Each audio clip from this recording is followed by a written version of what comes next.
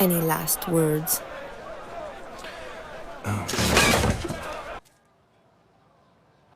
Customer walked into one of our shops and asked us to build a guillotine. Not a big one, obviously, a miniature one, out of solid silver. Now, I've been a jeweller for 35 years with 3 shops across Kent. I've made engagement rings, wedding bands, pendants, brooches, and even a tiny working padlock once. But no one in 3.5 decades has ever asked us to make a guillotine. So we said yes, because why wouldn't you?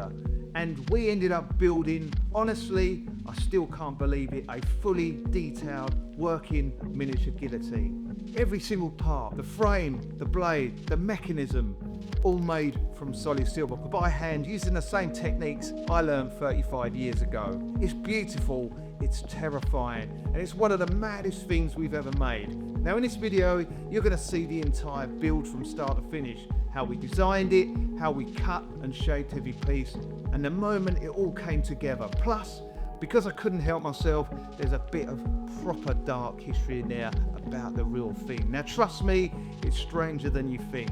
Now if you're into seeing what a jeweller can actually do when someone turns up with a mad idea, stick around and watch to the end. Now if you haven't already, hit that subscribe. Right, let's get into it.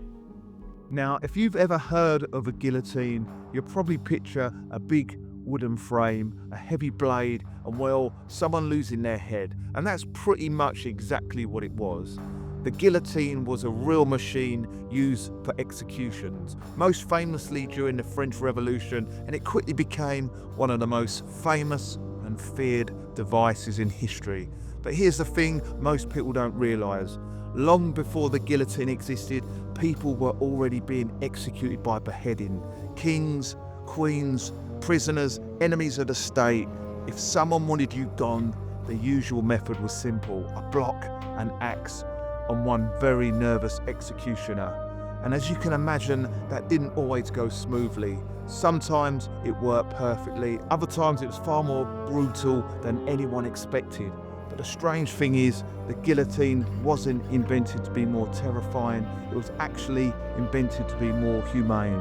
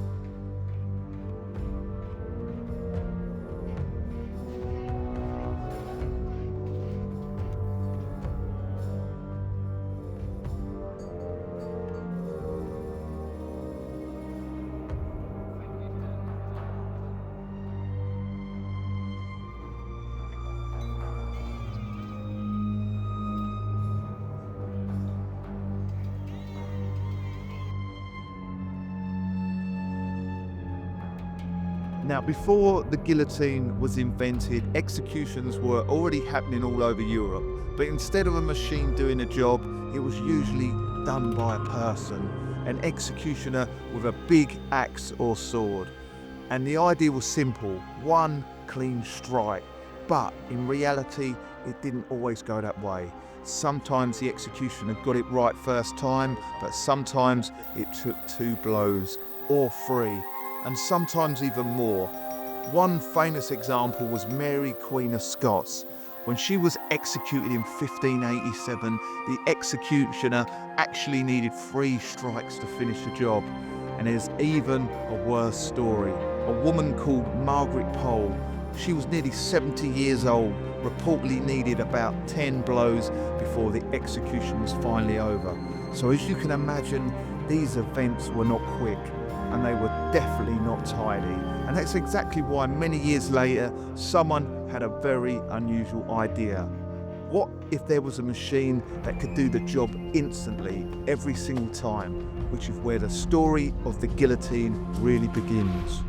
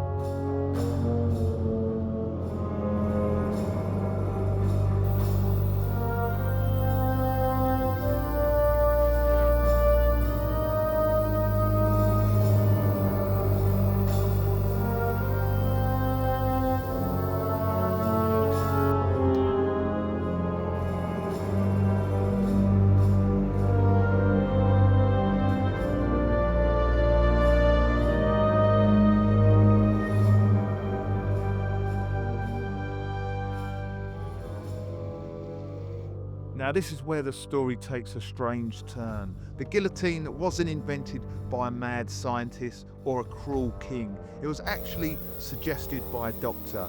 His name was Dr. Joseph Guillotine. And in 1789, during the early days of the French Revolution, he stood up in front of a French government with a very unusual idea. At the time, executions depended on who you were. If you were rich or powerful, you might be executed quickly with a sword. But if you were poor, things could be much worse.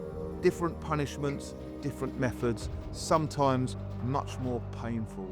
Dr. Guillotine thought that was completely unfair, so he proposed something radical. He said if the country was going to execute people, it should be done the same way for everyone. Fast, simple, and equal.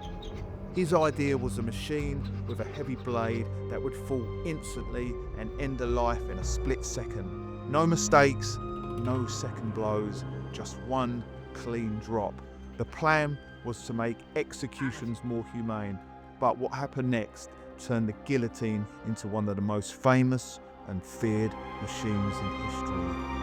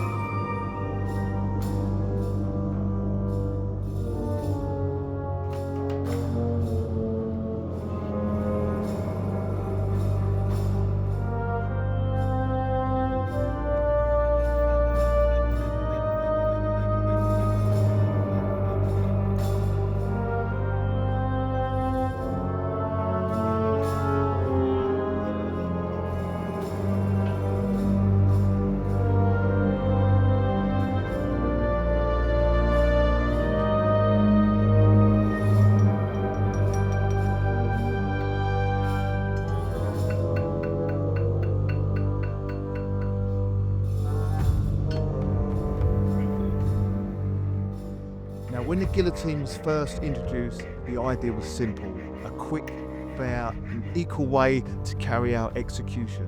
But once it was built, things escalated very quickly. This was the time of the French Revolution. The country was in chaos. The king had lost control, and the people were angry, very angry. Suddenly, anyone accused of being an enemy of revolution could be arrested, and if courts decided you were guilty, you were sent straight to the guillotine. In the middle of a public square, crowds would gather to watch. Thousands of people packed into the street. It became almost like a strange public event. The blade would drop, the crowd would gasp, and then the next prisoner would step forward.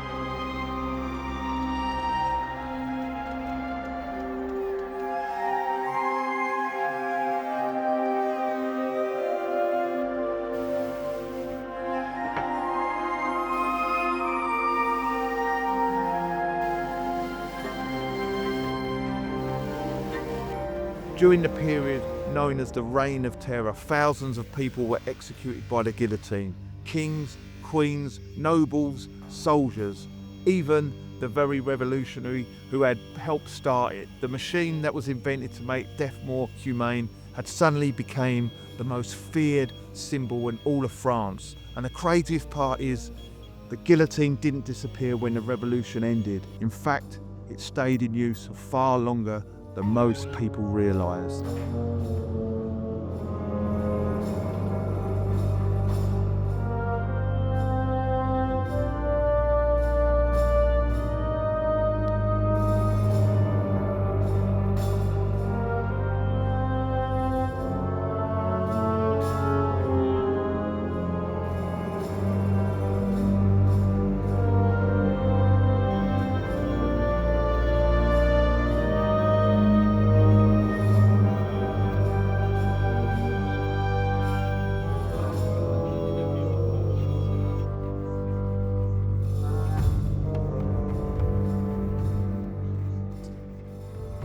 Now here's the part of the story that really surprises people. Most of us think of the guillotine as something from hundreds of years ago, something from the old history books, but it actually stayed in use much longer than you can think of. In fact, the last execution by guillotine was in France. That happened in 1977. That's the same decade people were watching Star Wars in the cinema, which means while the world was moving into the modern age, this old machine from the French Revolution was still being used. A strange mix of engineering, politics and human history. And now, somehow, that story has made its way into our jewellery workshop.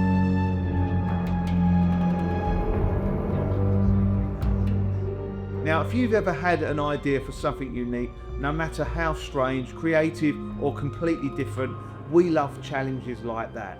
If you like something made in gold or silver, just get in touch. You can email me directly at jamesmarsh@blackwelljewellers.co.uk and we'll bring your idea alive. Thank you for watching. I'm James of Blackwell Jewellers and please subscribe to the channel.